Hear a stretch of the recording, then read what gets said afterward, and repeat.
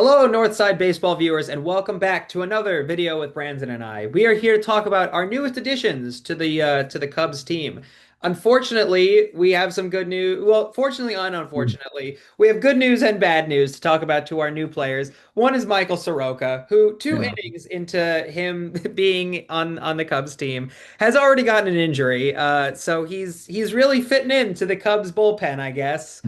Um, but it is what it is. He'll be back sooner rather than later. I want to quickly talk about Andrew Kittredge, who former Oriole, RIP, to my team, but he's doing pretty well for the Cubs. Another great addition, another great pitcher. Brandon, do you want to cover the other two players that we got really quickly? Yeah. So Taylor Rogers, lefty reliever. I think that was a smart move. Obviously, you already have Drew Pomeranz and Caleb Thielbar, who have been pitching great this year, but never hurts to have another good lefty, especially ahead of the playoffs where some really good lefty hitters are, always due to come up. And then Willie Castro, who was by far my favorite addition of the trade deadline guys. He's been pretty much as advertised. He's been super versatile defensively. He hasn't been the best hitter in the world, but he's again, he's a solid guy in the lineup to have. And again, it's just that defensive versatility to fill in. I mean, he's played, I think, five positions already with the Cubs in like 8 or 9 games. It's really amazing what he's able to do on the field. Yeah, I think that when you and I were watching the trade deadline happen and it finally ended, I think that you and I were very disappointed on what the Cubs delivered. But at the end of the day, I think that we were both happy to see Willie Castro. He's a household name at this point, and to see him be so versatile for the Cubs in such a short amount of time, I think is such a green flag. Hopefully, we keep him around for multiple seasons. He's such a seasoned player already, both before when he was in the minors and now that he's in the majors. It's such a kind of breath of fresh air, even though we're already halfway through the season, seeing him in the Cubs uniform.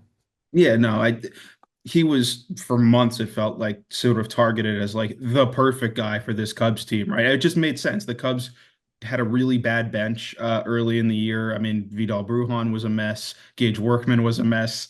Everyone who played on the bench pretty much was a mess, besides like Reese McGuire for a month. Um, and so obviously, again, it was just there was a very clear need for a guy who could play all around the diamond and who could actually hit the baseball. Willie Castro was pretty much the quintessential fit of that definition. And it's really nice to see that. Yes, obviously there should have been more starting pitching acquired. Michael Soroka's injury is really again, there was no way to predict that happening. Again, It's it's a the shoulder Cubs injury. curse, man. It's the Cubs curse.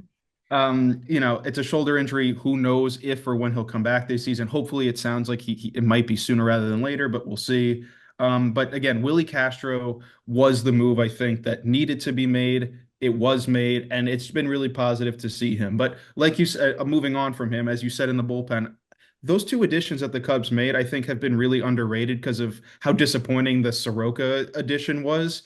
Kittredge, yes, he had a really bad inning against the Reds that cost him the game, but then he threw an immaculate inning the next time out. He's a really good reliever to have. I mean, he's a really solid setup guy. And again, Taylor Rogers has been just about as good as you could have, mostly speaking, could have asked for since the Cubs have acquired him as another lefty in the bullpen.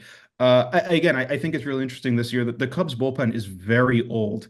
Daniel Palencia, is a guy who's like in his mid 20s, and then like every single other person is like 34 or 35 or older. It's just this weird, sort of Kittredge, I think, is 35. I think Rogers might be 35 too, 34 maybe. Again, it's sort of just this weird thing where the Cubs have this very veteran bullpen. But again, there's something to speak to those kinds of guys who have been here before, especially this is a team that's about to enter a serious playoff chase and hopefully go on a World Series run. You want guys who have the experience of pitching in those extremely high leverage situations. Kittredge and Rogers have done that in their careers. So I've been happy with them so far. They've been pleasant to see, but again, obviously I know the big bummer has been Soroka. Yeah, I think something to end on here is going back to Kittredge for a second. To our starting pitchers again. I call it the Cubs curse. I just mentioned it, but they're all going to get injured at some point. It's been happening for like 2 years straight now. As soon as you step on the diamond as a starting pitcher, as soon as you put a Cubs jersey on, something's gonna happen to you. You're gonna get struck by lightning. Something's gonna happen.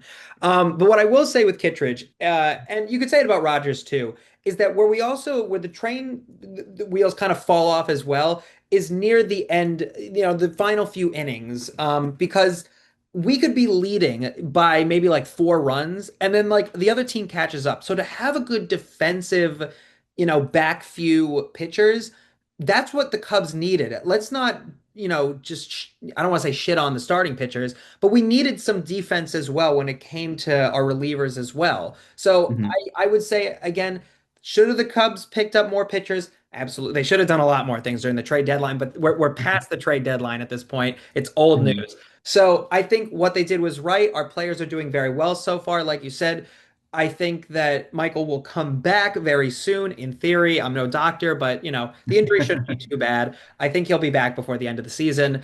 But we would love to hear your thoughts and comments in the comment section below. What do you think of our 4 new players that joined the Cubs? Are they doing well? Do they suck? Do you love them? Do you hate them? Let's hear your comments in the comment section below, and we will respond accordingly.